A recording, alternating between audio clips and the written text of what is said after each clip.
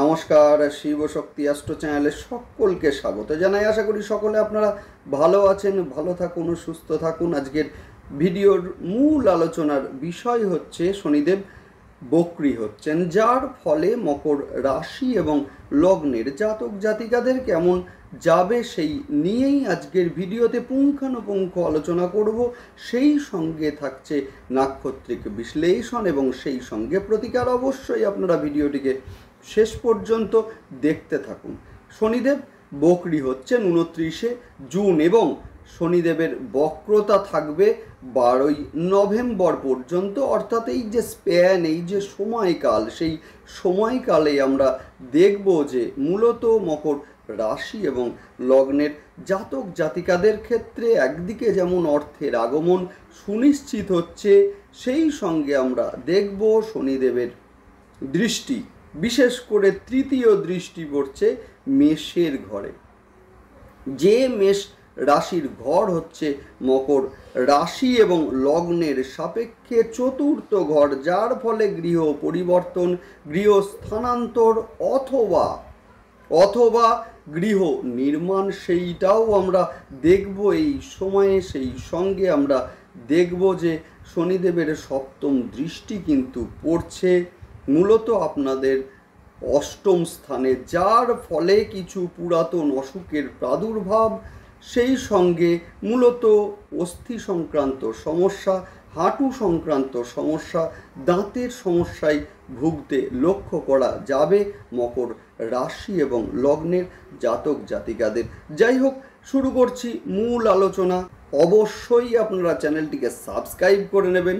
দেখুন, গ্রহের গোচর, সেটা সাময়িক সময়ের জন্যই হোক বা দীর্ঘ সময়ের জন্যই হোক, গ্রহের গোচরের একটা ইম্প্যাক্ট সেটা কিন্তু আমাদের জীবনে ভীষণভাবে পড়ে। যে কোনো সিদ্ধান্ত নেওয়ার পূর্বে কিন্তু গ্রহের গোচর বিশ্লেষণ ভীষণভাবে জরুরি। না হলে কিন্তু আমাদের সিদ্ধান্তে ভুল হওয়ার একটা সম্ভাবনা সেটা কিন্তু অবশ্যই থাকবে। সেই কারণে যে কোনো সিদ্ধান্ত নেওয়ার পূর্বে অবশ্যই আপনারা গ্রহের গোচর দেখে নিন। যাই হোক, বিষয় হচ্ছে গ্রহের প্রতিটা গোচরের সঙ্গে সঙ্গে আমি আসি আপনাদের কাছে গ্রহের গোচর বিশ্লেষণ করার জন্য, যাতে আপনাদের বুঝতে সুবিধা হয় যে এই সময়টা সিদ্ধান্ত গ্রহণের ক্ষেত্রে পারফেক্ট কিনা। সুতরাং অবশ্যই আপনারা চ্যানেলটিকে সাবস্ক্রাইব করে নেবেন, যাতে প্রতিটা ভিডিওর নোটিফিকেশান আপনাদের কাছে সহজে পৌঁছে যায়।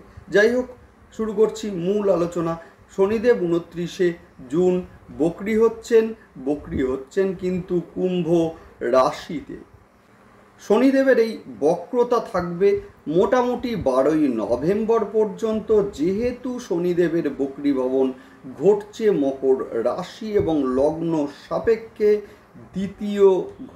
দ্বিতীয় ঘর অর্থাৎ আমাদের আর্থিক জায়গা, যার ফলে আর্থিক জায়গা যেমন আমাদের শুভ হতে চলেছে, একইভাবে কিন্তু ব্যবসা ইনভেস্টমেন্টের মাধ্যমে যথেষ্ট লাভবান হতে চলেছেন মকর রাশি এবং লগ্নের জাতক জাতিকারা। একইভাবে শনিদেবের তৃতীয় দৃষ্টি কিন্তু মেষ রাশির ঘরে পড়ছে, যার ফলে যেহেতু মেষের ঘর আপনাদের মূলত ফোর্থ হাউস, সেই কারণে গৃহ পরিবর্তন বা জমি পরিবর্তন হওয়ার একটা সম্ভাবনা সেটা কিন্তু আছে। যদিও জন্মছক ভীষণ ইম্পর্টেন্ট।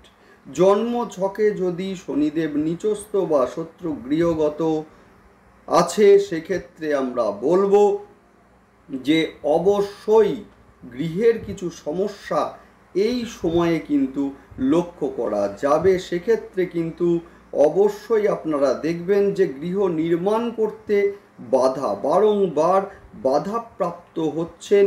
সেই সঙ্গে হঠাৎ করে অকারণে অর্থ ব্যয় হয়ে যাচ্ছে, সেইটাও কিন্তু লক্ষ্য করা যাবে। অর্থাৎ বুঝতে হবে যে জন্মছকে কিন্তু শনিদেব নিচস্থ বা শত্রু গৃহগত বা শত্রু গ্রহের দৃষ্টি রয়েছে। তাই সুতরাং অবশ্যই আমি কিন্তু প্রতিকারও আলোচনা করব। ভিডিওটিকে শেষ পর্যন্ত আপনারা দেখতে থাকুন। শনিদেব যদি আপনার জন্মছকে মূলত নিচস্থ শত্রু গৃহগত থাকে, সেক্ষেত্রে গৃহের যেমন সমস্যা বৃদ্ধি পাবে, একইভাবে অতীতের কোনো ব্যবহার, যে ব্যবহারের পুনরাবৃত্তি এবং সেইটাকে নিয়ে নতুন করে কোনো একটা সমস্যা সৃষ্টি হতে, সেটাও কিন্তু এই সময়ে লক্ষ্য করা যাবে। শনিদেব আপনার জন্ম ছকে যদি উচ্চস্থ থাকেন বা স্বক্ষেত্রস্থ থাকেন বা মিত্রক্ষেত্রগত থাকেন, সেক্ষেত্রে অবশ্যই বলবো দশা এবং অন্তর্দশা পারমিট করলে মূলত এই সময়টা আপনাদের, অর্থাৎ এই সময়টা আপনাদের আশা পূরণের সময়, এই সময়টা আপনাদের সফলতার সময়।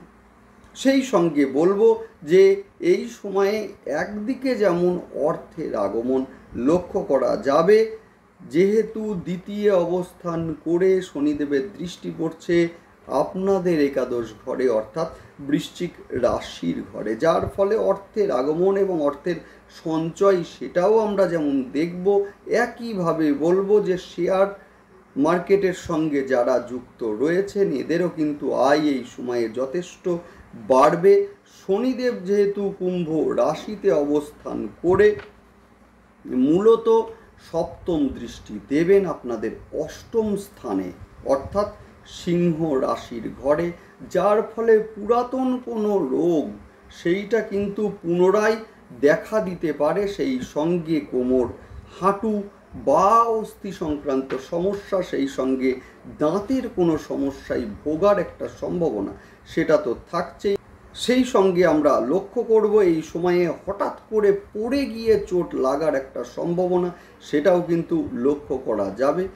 বর্তমানে যেহেতু মকর রাশি এবং লগ্নের ওপরে শনিদেবের সাড়ে সাতি চলছে, সুতরাং আমরা বলতেই পারি যে এই সময় শনিদেবের যে বকরি ভবন, যেটা অনেকটা আপনাদের সাড়ে সাতির যে যন্ত্রণা সেখান থেকে অনেকটা রিলিফ সেইটাও কিন্তু আসতে চলেছে মকর রাশি এবং লগ্নের জাতক জাতিকাদের। সেই সঙ্গে বলবো যে শনিদেবের সাড়ে সাতির প্রভাবে যেমন আপনাদের আর্থিক ব্যয়, অহেতুক আর্থিক ব্যয় বা অর্থের অপচয় যেটা হচ্ছিল সেইটা কিন্তু অনেকটা ভালো হবে।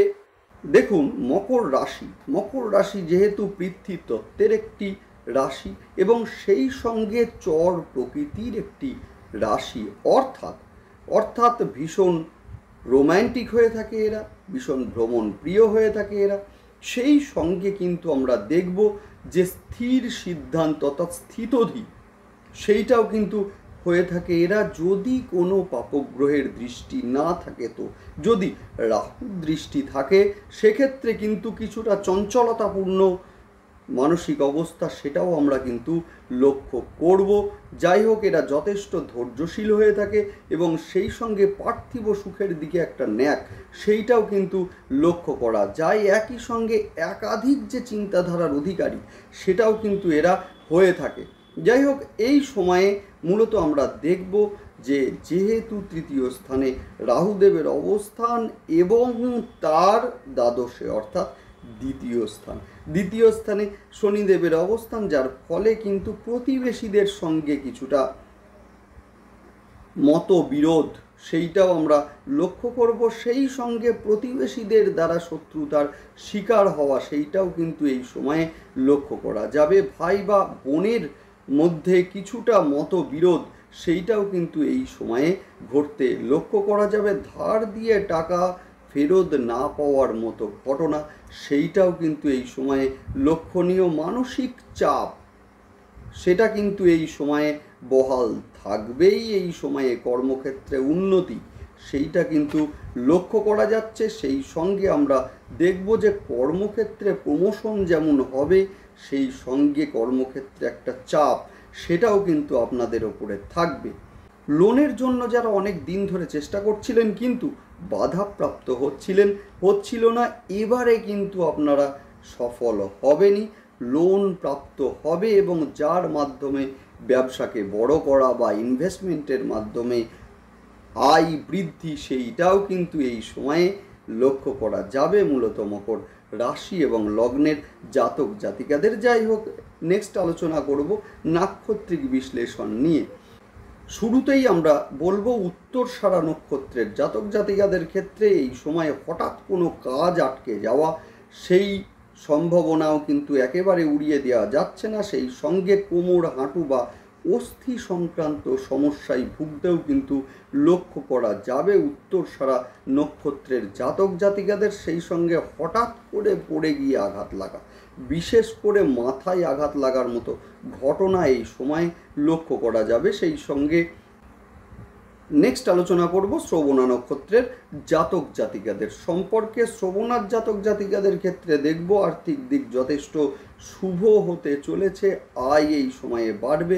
বিবাহের ক্ষেত্রে মূলত এই সময়টা যথেষ্ট শুভ, পুরনো কোনো সম্পর্ক নতুন করে ফিরে আসার একটা সম্ভাবনা সেইটা কিন্তু মূলত এই সময়ে লক্ষ্য করা যাচ্ছে শ্রবণা নক্ষত্রের জাতক জাতিকাদের ক্ষেত্রে। নেক্সট আলোচনা করব ধনিষ্ঠা নক্ষত্রের জাতক জাতিকাদের ক্ষেত্রে হঠাৎ করে আঘাত লাগার একটা সম্ভাবনা সেইটা কিন্তু এই সময়ে রয়েছে। সেই সঙ্গে আমরা দেখব হঠাৎ করে ধৈর্যচ্যুতি বা হঠাৎ করে রেগে যাওয়া, সেই ঘটনাও কিন্তু এই সময়ে ঘটবে। মোটামুটি আর্থিক দিক দিয়ে কিছুটা আপস অ্যান্ড ডাউনস সেইটা কিন্তু এই সময়ে ধনিষ্ঠা নক্ষত্রের জাতক জাতিকাদের ক্ষেত্রে লক্ষ্য করা যাবে। সেই সঙ্গে গৃহ পরিবর্তন বা গৃহ সংক্রান্ত কিছু ঝুট ঝামেলা সেইটাও কিন্তু হঠাৎ করে উদয় হওয়ার একটা সম্ভাবনা এবং সেই ঝামেলাতে জড়িয়ে পড়ার একটা সম্ভাবনা সেটাও কিন্তু থাকছে মূলত এই সময়। নেক্সট আলোচনা করব মূলত যাদের জন্ম ছকে শনিদেব নিচস্থ শত্রু গৃহগত আছেন, এদের ক্ষেত্রে অবশ্যই বলবো প্রতি সোমবার এবং শনিবার অবশ্যই আপনারা রুদ্রাভিষেক আপনারা অবশ্যই করুন এবং সেই সঙ্গে অল্প একটু কালো তিল মহাদেবকে অর্পণ করুন। দুর্দান্ত রেজাল্ট আপনারা পাবেনই পাবেন। সেই সঙ্গে বলবো যে প্রতি মঙ্গলবার এবং শনিবার হনুমান চল্লিশা পাঠ অবশ্যই আপনারা করুন, দুর্দান্ত ভালো রেজাল্ট আপনারা পাবেন। সেই সঙ্গে বাড়ির মূলত পশ্চিম দিক সেইটাকে পরিষ্কার রাখুন, ভালো রেজাল্ট আপনারা পাবেন। যাদের বাড়ির পশ্চিম দিকে মূলত টয়লেট, রান্নাঘর এগুলো আছে, বাস্তু সংস্কার করিয়ে নিন। যদি পারেন সাতমুখী রুদ্রাক্ষ শোধন করে ধারণ করুন, দুর্দান্ত রেজাল্ট আপনারা পাবেনই পাবেন। যাই হোক, ভালো থাকুন, দেখতে থাকুন এবং সেই সঙ্গে চ্যানেলটিকে অবশ্যই আপনারা সাবস্ক্রাইব করে নেবেন। ভালো থাকুন, নমস্কার।